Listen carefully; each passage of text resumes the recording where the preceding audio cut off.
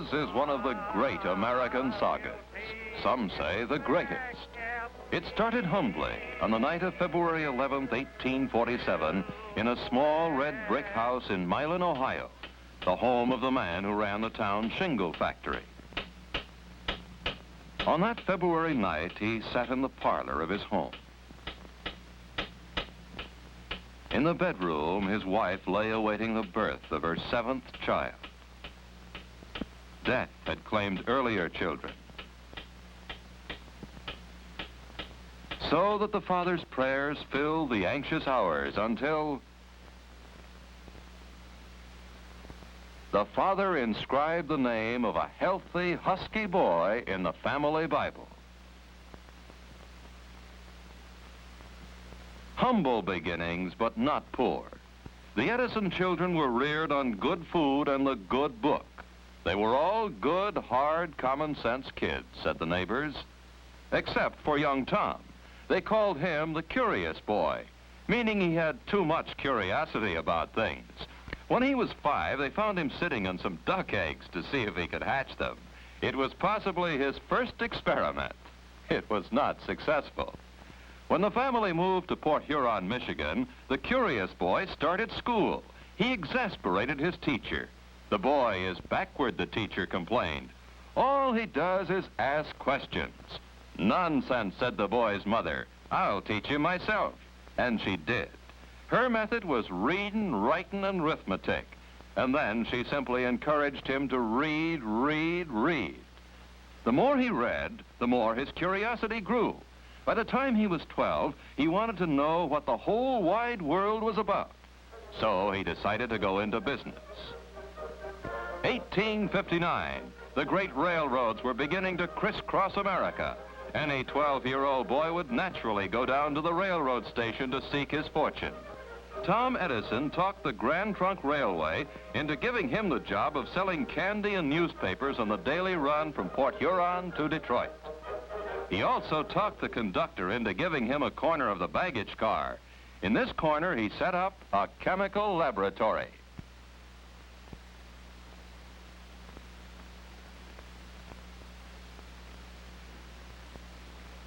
His curiosity didn't stop at chemistry. He got interested in printing when he was 14. So he set up his own printing press and started the first newspaper ever published on a railroad train, anytime, anywhere. The Weekly Herald, published by A for Al, as he was called, Edison, was only a single sheet affair, but he crammed it with general information and gossip. Local and international news. Business facts and figures.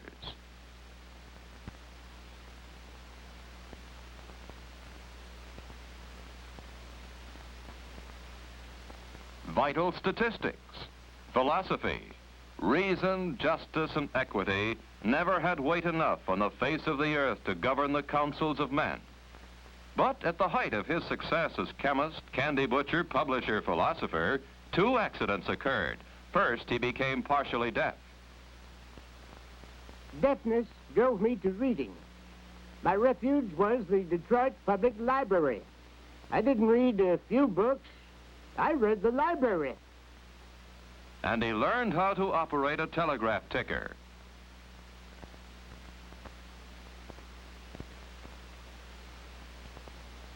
The second accident occurred when one day his chemical jars broke open and set fire to the baggage car. The conductor put him off the train together with all his chemicals and his curiosity. He was 16 years old now, an unemployed candy butcher and newspaper publisher. But he'd also learned how to send and receive messages over the telegraph ticker.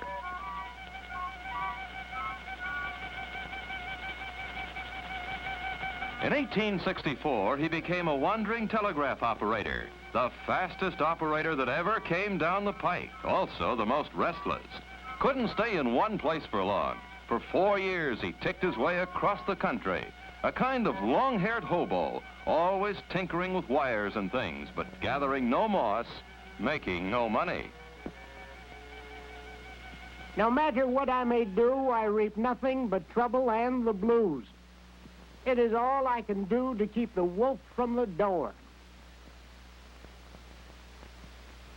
But he was working harder than he was worrying, and he invented the universal stock ticker, his first major invention. Western Union paid him $40,000 for it. He took the money and invested in a dream. All during the hobo years, he had dreamed of building a laboratory. And finally, in 1876, he settled in the little town of Menlo Park, New Jersey.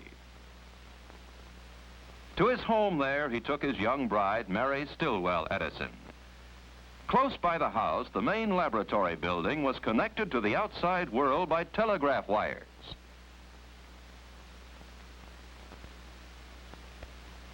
The chemistry lab was the little candy butcher's dream come true. He filled his lab with the best technicians and the best machines money could buy. He was the first man to conceive of an invention factory, a hive of specialists on a belt line. At the top of the line was the old man, as they called him even then, supplying the ideas and the inspiration. He announced to the world, I produce a minor invention every month and a major one every 6 months. It was no idle boast, and the invention started pouring out of Menlo Park. To his deafness, he attributed one of his early contributions. When Bell first worked out his telephone idea, I tried it, and the sound which came through the instrument was so weak I couldn't hear it. I started to develop it and kept on until the sounds were audible to me. My improvement, the carbon transmitter, made the telephone possible. The repeating telegraph was a machine which automatically took down telegraph messages for relay at high speed. It consisted of a piece of thick paper which spun around a blunt needle, which made dot and dash indentations on the paper. One day, Edison was tinkering with the machine. The paper disc started spinning too rapidly, and through his deafness, he heard a strange sound. If I could record the action of the point, and then send the point over the same surface again, I saw no reason why the thing... Crucy, his chief machinist, made the model for a total cost of $18.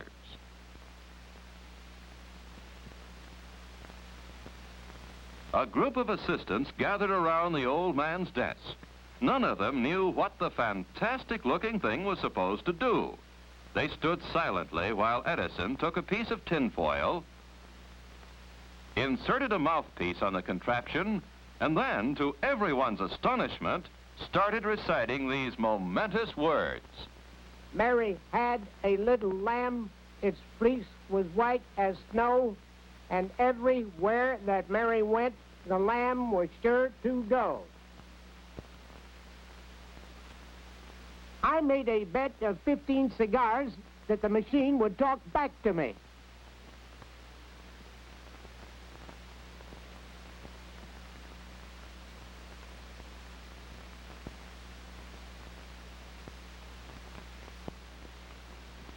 Mary had a little lamb, its face was white as snow, and everywhere that Mary went, the lamb was sure to go. He won the bet. What should he call it? Telephone? Telegraph? He named it the phonograph. It became the sensation of the day and age. The 31-year-old inventor was invited to the White House to demonstrate his machine for President Hayes. Never in the whole history of science and invention had there been anything like this, a machine that talked, and the world clamored to listen to it. In restaurants and saloons and penny arcades, the first jukeboxes were installed. And while the words and music poured into every ear, the name of Edison was on every tongue.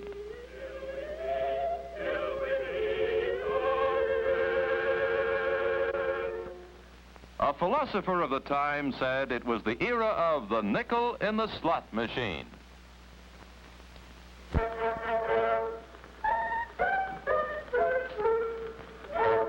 Every Saturday, Willie got his pay, then he'd call for Nell. It was always Mr. Edison's own favorite invention. He was always bubbling over with new ideas for it, new applications. On Nellie's little hat, there was... He had hoped the little box would be a great educational device, recording the Washingtons and Lincolns for posterity. But what the public wanted from it was entertainment. And the great names of the entertainment world hastened to oblige. Rachmaninoff, Metzenauer,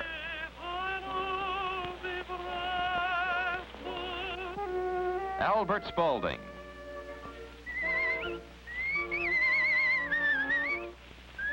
and even Sybil Sanderson Fagan, the whistling artist.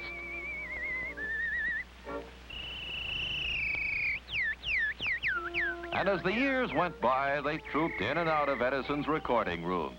The opera singers and the banjo players and the bird imitators and the tellers of jokes. And the records poured forth, hundreds of them, thousands, hundreds of thousands. From the needle that scratched the tinfoil, a million-dollar industry was born.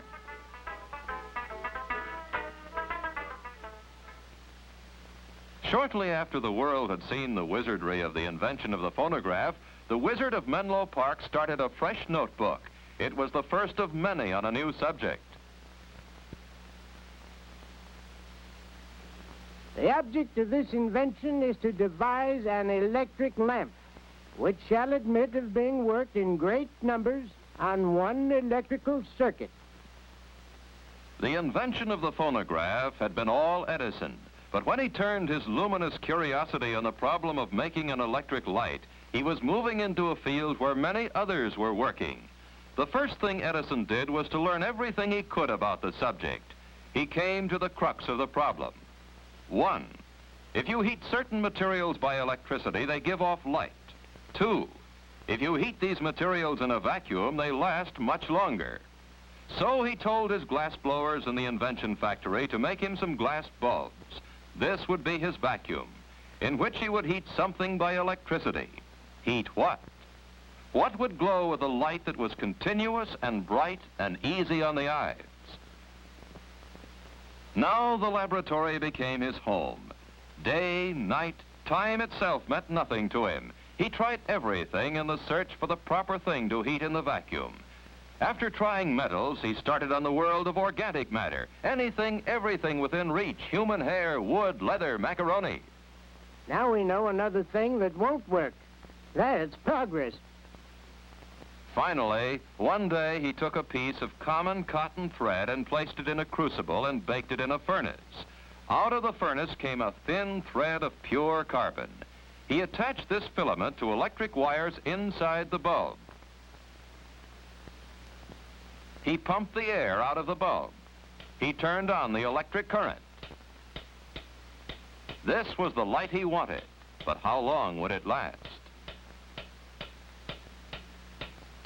Edison and his assistants gathered around for the famous death watch of October 19, 1879. They watched the lamp for 10 hours. Give it more juice. 20 hours. More juice. 30. For 2 days and 2 nights, the lamp burned. Now I knew we had it. He invited the world, a world still lit by candles and gaslight, to come to Menlo Park to see. They came. On New Year's Eve, 1879, they came by the trainload and they saw. New light to the new world on this New Year's Eve, cried the press. The newspapers called it the miracle of the 19th century. Lighting up Menlo Park was only a stunt for New Year's Eve. The real test came when Edison announced that he would illuminate 1 square mile of the heart of New York City with a newfangled electric light. The bulb, the miracle bulb that gave the miraculous light, was only the beginning, the end component of 1,000 component parts. You need rheostats and generators and meters and fuses and sockets and switches and conductors to make it work.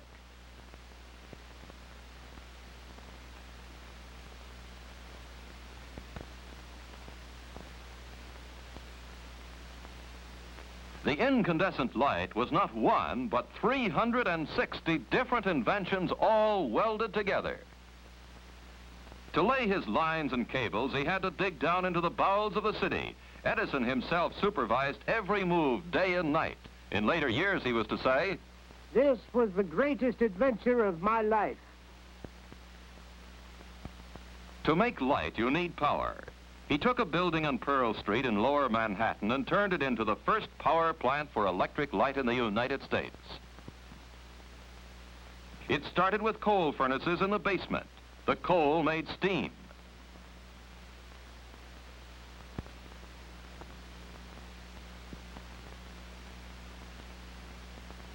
The steam made power.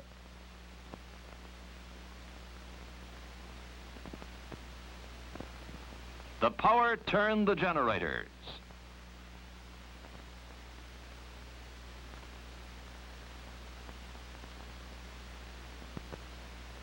From the generators came electricity. And the electricity became light. Light to the world.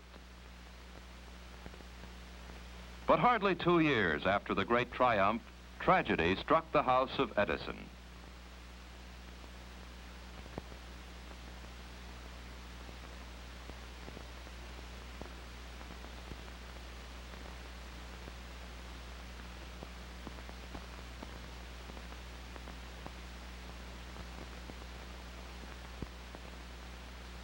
He tried to lose himself in work, but to the great giver of light, Menlo Park was full of shadows now. He had to move away from the place where he had lived for 8 happy years. 2 years after Mary Edison died, he found a haven in West Orange, New Jersey, in the lordly house called Glenmount. In the year 1886, he was 39 years old when he married Nina Miller, herself the daughter of an inventor.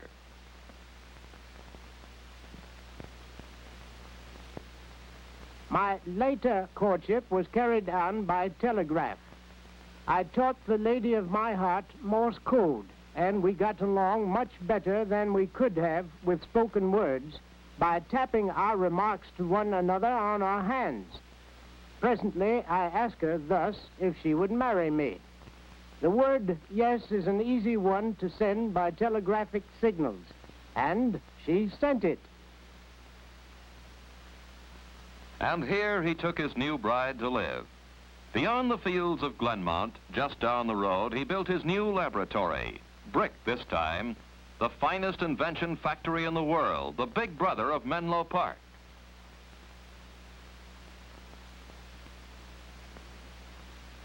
The nerve center of the compound was the old man's roll-top desk in an office that was 2 stories high, crammed with 10,000 scientific volumes. It was his combination office, laboratory, studio, library, and bedroom. On a small cot, he took his famous cat naps. I never found need of more than 4 or 5 hours sleep in the 24. People talk of loss of sleep as a calamity. They better call it loss of time, vitality, opportunity. No matter how hard he worked, he could always find time for his children. When they were away, he wrote them playful letters to be read in a mirror.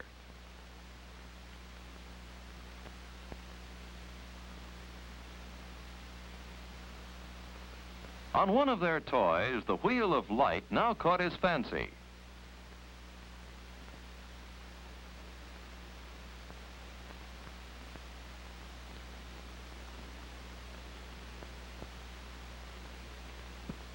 It occurred to me that it was possible to devise an instrument that should do for the eye what the phonograph did for the ear.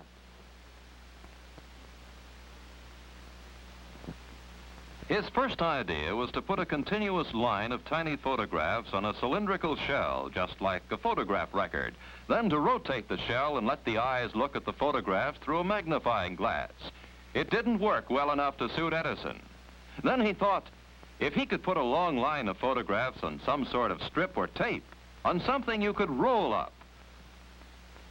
One day he saw an advertisement for a new kind of camera designed by a man named George Eastman. It took pictures on celluloid. Without George Eastman, I don't know what the result would have been in the history of the motion picture. He tried to develop a narrow strip of sensitized film that would operate on a roll.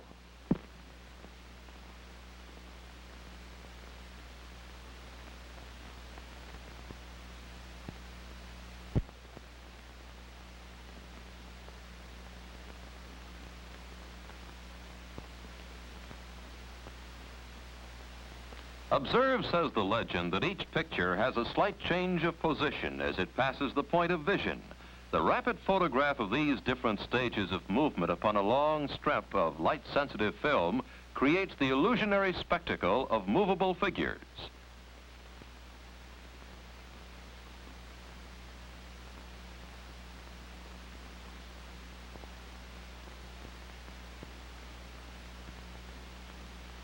In order to see the figures move, you look through the magnifying glass of a peephole machine. Our studio was almost as amazing as the pictures we made in it. It was such an ungainly-looking structure when it was done, and the boys had so much sport with it that we called it the Black Maria. In order to make certain of as long a working day as possible, we swung the whole building on pivots, like an old-fashioned river bridge, so it could be turned to follow the course of the sun. It was a ghastly proposition for a stranger daring enough to brave its mysteries. But we managed to make pictures there, and after all, that was the real test. They made pictures there. Fred Ott Sneeze, the first copyrighted film. May Irwin and John Rice, the first movie kiss. The story of an American fireman, the first story film.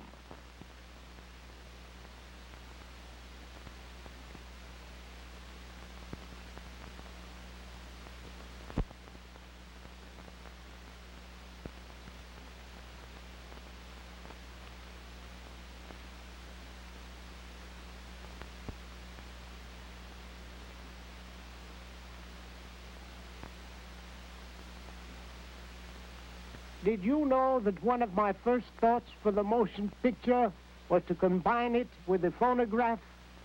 My plan was to synchronize the camera and phonograph so as to record sounds when the pictures were made and reproduce the two in harmony.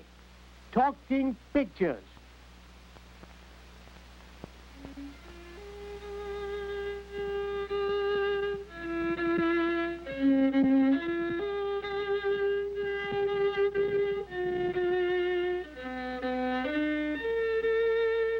Through a projector in his office, he showed the first home movies.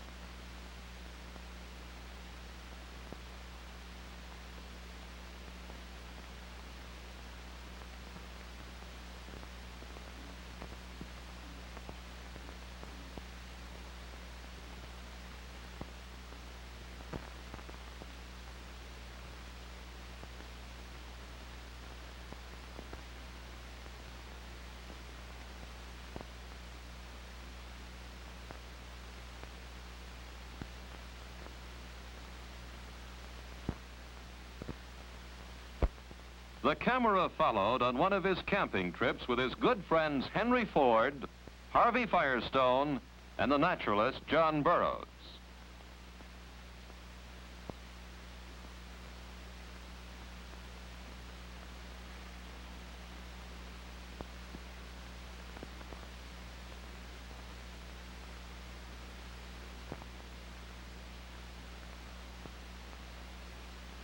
But in the ripe years of his life, he found it good sometimes to rest from the hard job of being a wizard. At his winter home in Fort Myers, Florida, his family and friends would gather round. What do I think of Einstein's theory? I don't think anything of it, because I don't understand it. And he liked to drive around the grounds of Fort Myers in a car given him by an old and grateful friend, Henry Ford, whose early experiments with a combustion engine Edison had encouraged. And he liked to sit and look at nature.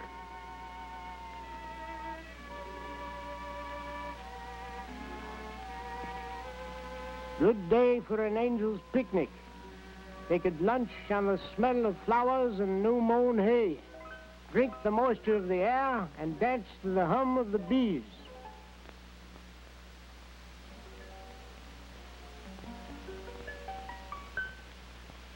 But even in Fort Myers, he couldn't sit still for very long. Close by his home, he built a small laboratory.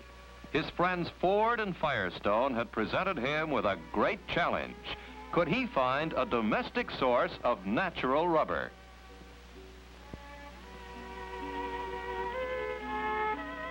The best source, he reasoned, would be something that grows in great abundance. What was more abundant than the flowers of the field around him?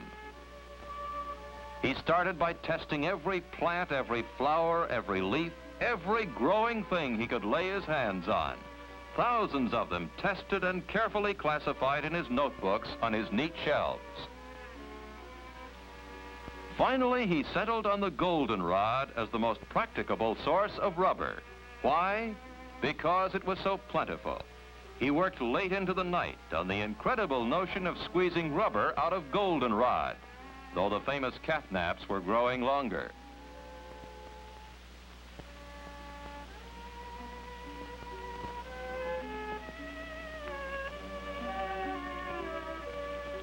He didn't give up until, out of the lowly goldenrod, he actually produced his last legacy to humanity. His desk at the West Orange Laboratory is, as he left it, crammed full of innumerable projects, improvements on the old inventions, plans for many, many new inventions, telephone, telegraph, dynamo.